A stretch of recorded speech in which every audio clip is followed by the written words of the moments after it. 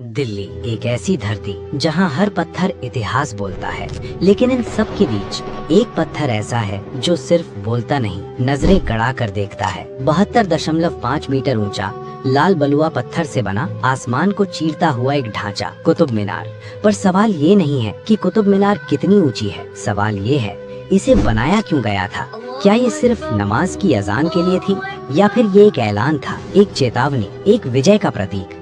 आज हम उस इतिहास में उतरेंगे जहां जवाब कम है और सवाल आज भी जिंदा है।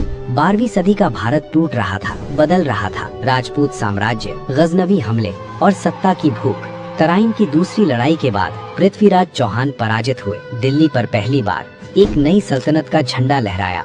इस्लामी शासन अब सिर्फ आक्रमण नहीं, स्थापना चाहता था, और स्थापना के लिए सिर्फ तलवार काफी नहीं होती, जरूरत होती है एक ऐसे प्रतीक की जो सदियों तक दिखाई दे। कुतुबुद्दीन ऐबक गुलाम से सुल्तान बना शासक। उसके पास सत्ता थी लेकिन वैधता नहीं, और इतिहास गवाह है जब शासक को अपनी सत्ता साबित करनी होती है तो वो पत्थरों में इतिहास लिखता है। इसी सोच से एक मीनार की नींव रखी जाती है, नाम रखा जाता है कुतुब मीनार।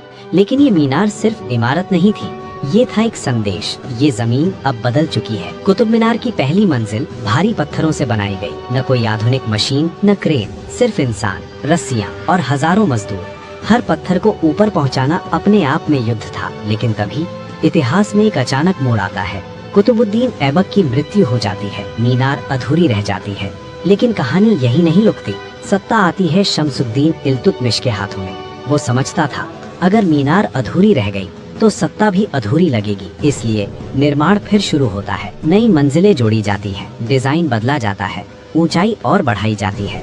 अब मीनार सिर्फ दिखने में ऊंची नहीं थी, अर्थ में भी ऊंची हो चुकी थी। सरकारी इतिहास कहता है कुतुब मीनार अजान के लिए बनी, लेकिन सवाल ये है क्या अजान के लिए 72 मीटर ऊंची मीनार चाहिए? दिल्ली के आसपास पहले से मस्जिदें थी, तो फिर इतनी विशाल संरचना क्यों? कई इतिहासकार मानते हैं ये एक विजय स्तंभ था, एक ऐसा स्तंभ जो हर आने जाने वाले को बताए यहाँ किसकी हुकूमत है। अब आता है इस कहानी का सबसे संवेदनशील अध्याय। कुतुब मीनार परिसर में जो मस्जिद बनी, कुव्वत उल इस्लाम मस्जिद, ये सिर्फ निर्माण नहीं था, ये सत्ता का मनोविज्ञान था। कुतुब मीनार कई बार टूटी। 1369 में बिजली गिरी, 1803 में भूकंप आया, ऊपरी मंजिल गिर गई। लेकिन हर बार शासकों ने इसे फिर से खड़ा किया, जैसे कोई अदृश्य दबाव हो कि इसे गिरने नहीं देना है। क्यों? क्योंकि अब ये सिर्फ इमारत नहीं, इतिहास की पहचान बन चुकी थी। आज लोग आते हैं, फोटो लेते हैं, रील बनाते हैं, लेकिन बहुत कम लोग इससे सवाल करते हैं ये मीनार आज भी खड़ी है, सिर्फ देखने के लिए नहीं, याद दिलाने के लिए। कुतुब मीनार सिर्फ पत्थर नहीं है, ये है सत्ता का अहंकार, इतिहास का संघर्ष और समय की गवाही।